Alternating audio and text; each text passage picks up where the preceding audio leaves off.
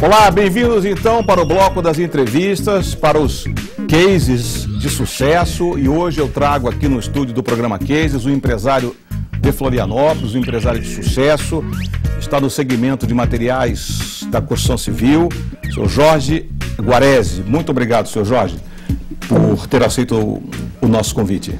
Alegria minha de participar, Fernando, dessa entrevista. E, como você falou, a Guarese está há 30 anos no mercado de materiais de construção na Grande Florianópolis.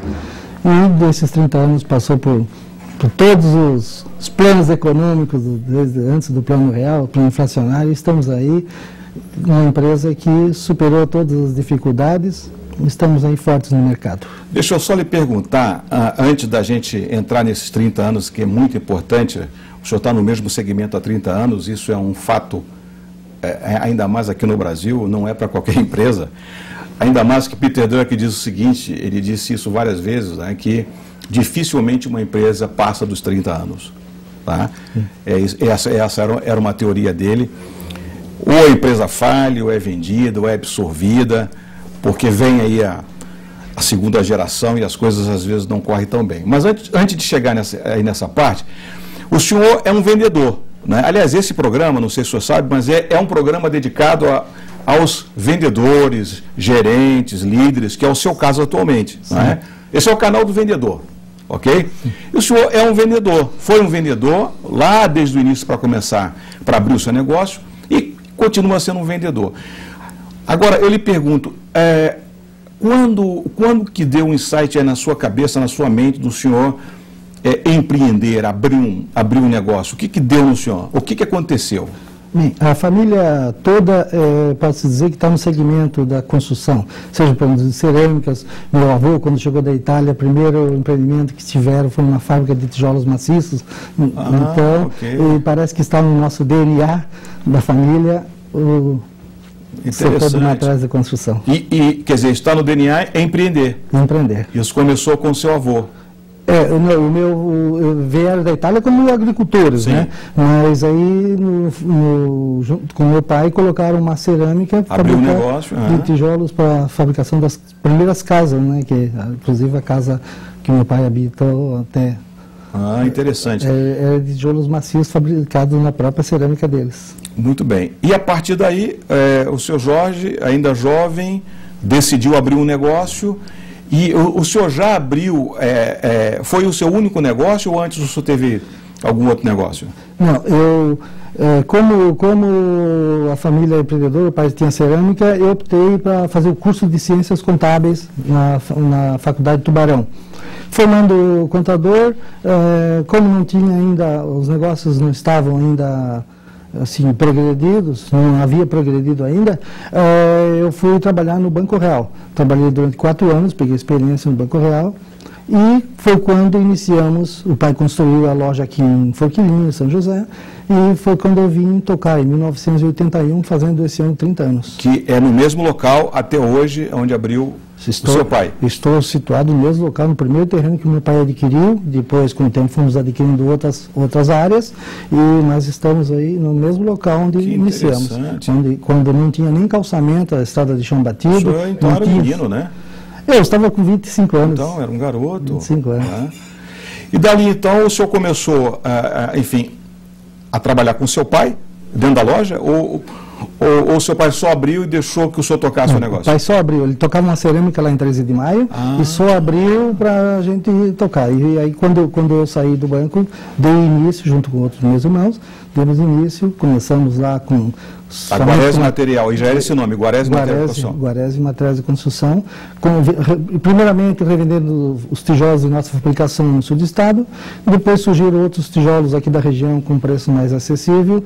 Para poder fazer frente à concorrência, tivemos que comercializar tijolos de outras cerâmicas. Isso quer dizer, o senhor lida diretamente com a construção civil. Lá no passado, desses 30 anos, como o senhor falou aí, o senhor passou por vários planos, né?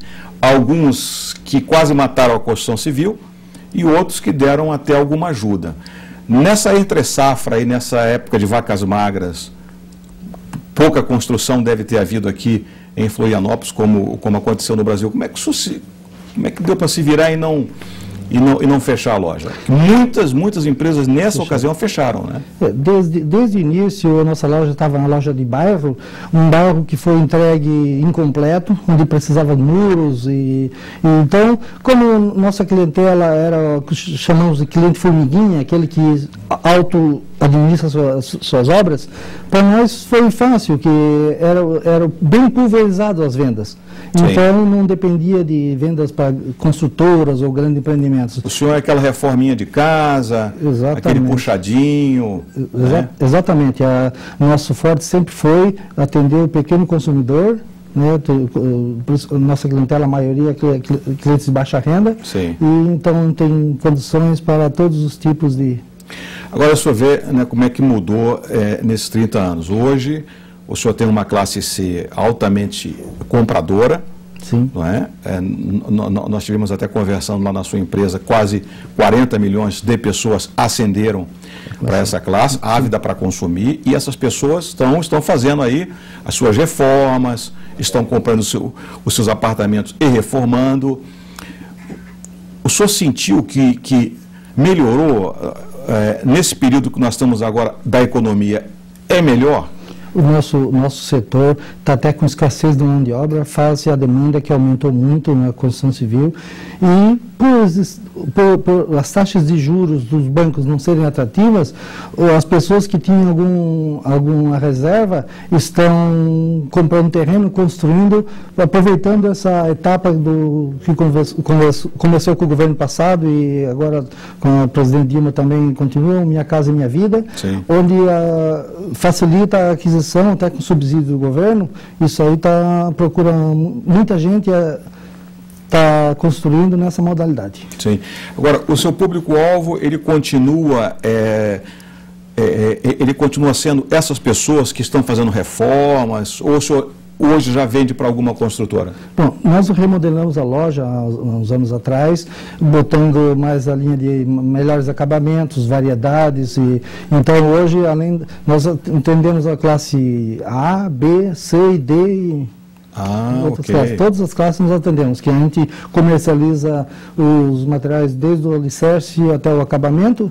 Então, claro que quem trabalha com toda a linha não pode ter variedade muito grande, mas procuramos, assim, à medida possível, ver os produtos que mais têm giro, modelos de pisos mais aceitos. Sim, então, participamos de feiras sempre para saber quais são as tendências, e para isso estamos sempre procurando estarmos sempre atualizados.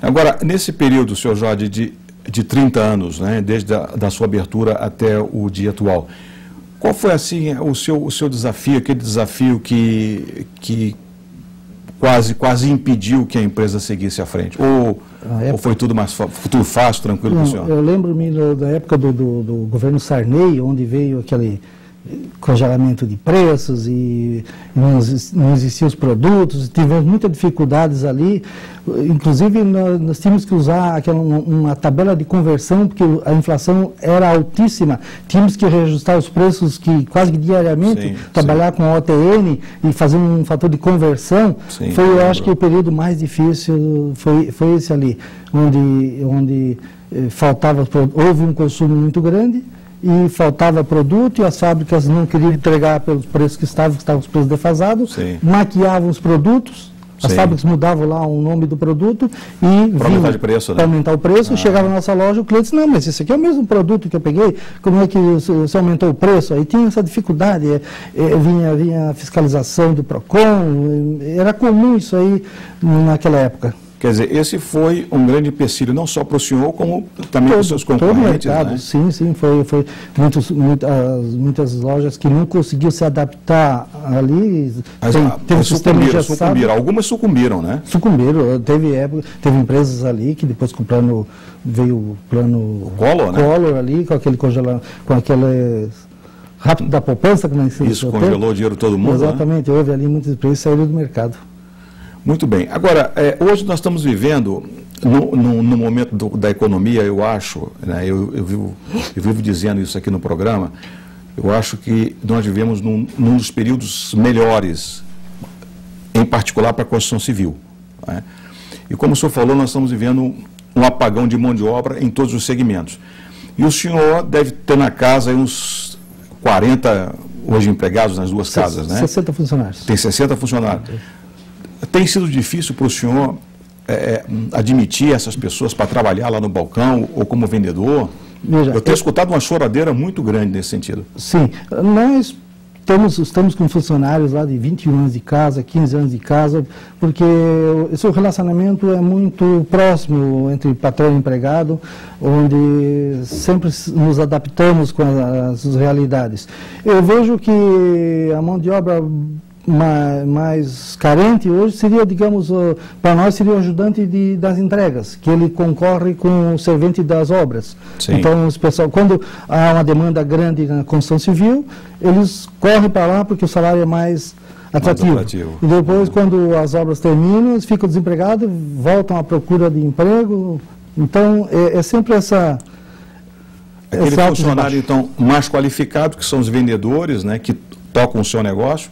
Esse o senhor está tranquilo, porque eu vi que o senhor tem empregados com 19 anos de casa, né? Exato, tem o chefe de depósito, tem 21 anos de casa já.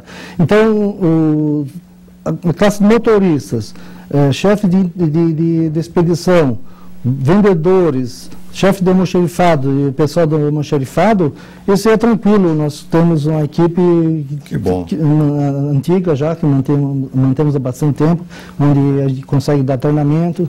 Excelente, seu Jorge. Então, isso é ótimo para o senhor, porque eu fiz um curso na Comac recentemente, o senhor mandou 2 funcionários seus, eu fiz um curso para líderes lá, e a maioria dos seus colegas, né, dos seus pares, estavam reclamando de muita dificuldade para contratar. Havia vagas, mas eles não conseguiam encontrar a pessoa, porque precisa ser um profissional mais ou menos qualificado, porque lida lá com o construtor, lida com o chefe de obra, lida com o pedreiro, lida com a dona de casa, então precisa ter mesmo qualificação para não perder a venda. Agora, o senhor teve na Comac, inclusive, um período como gestor da Comac, como presidente, né? Foi no período de 2003 a 2005, estivemos em frente à Associação dos Comerciantes de Materiais de Construção da Grande Florianópolis, e na época realizamos aqui o que chamamos de Ecomac Sul, encontros comerciantes de material de construção da região sul, que pega o estado do Rio Grande do Sul, Santa Catarina e Paraná. Eu já assisti uma... Exato, onde se reúne durante 2, 3 dias no final de semana e trocamos ideias, palestras e discutimos as dificuldades do setor. E em 2003 foi realizado em Florianópolis, mais precisamente no Costão Santinho, sob nossa administração da Comac. E no ano que vem estaremos novamente recebendo nossos anfitriões do Paraná, Santa Catarina e Rio Grande do Sul. Vai ser aqui, né? Vai ser novamente em Florianópolis, né? A Ecomac, né? A Ecomac. E também estarei presente, que eu hoje faço parte do presidente do Conselho Deliberativo da Ecomac. E é bem provável que eu assuma a presidência da Federação dos Comerciantes de Material de Construção, da Federação das Acomacs. Sim. A FECOMAC, que é a Federação das Associações dos Comerciantes de Materiais de Construção, e que antes do final do ano tocará o presidente e bem provável que eu assuma essa presidência. Eu não conheço outras associações, mas olhando a Comac, eu vejo que ela é muito participativa, né? E uma das coisas que eu acho muito interessante como ferramenta de ajuda, eles investem muito em treinamento, né? Então eu já fiz alguns treinamentos lá na Comac, de vendas, atendimento, liderança. Esse é o papel da Comac, não só de informar tecnicamente e juridicamente, mas dar treinamento aos associados, né? Eu vejo assim que muitas pessoas acham que a associação, a Comac, seria aquela entidade para resolver os problemas de cada um.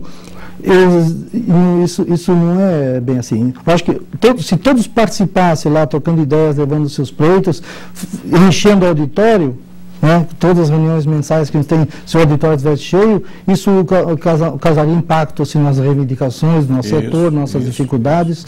Então, claro, a entidade atua como uma área social do comerciante de materiais de construção que não é amparado pelas outras entidades. Para encerrar o programa, senhor Jorge, eu vou lhe perguntar o seguinte: como é que o senhor vê o senhor lidando com a construção aqui em Florianópolis. Como é que o senhor vê o futuro, né? É promissor? Olha, a Guarelhas Material Construção acredita muito que teremos anos de progresso bons. Vacas gordas. Vacas gordas, porque a demanda ainda é reprimida. É forte, né? Ainda tem demanda. Existem muitas pessoas vivendo de aluguel e querendo realizar seu sonho da casa própria. E isso eu acho que vários anos ainda pela frente teremos ainda pique de vendas. Que bom. Então foi muito bom o senhor comprar o sonho do seu pai. Não é? E foi graças a ele, eu não sei se ele está vivo ainda. Não, já faleceu.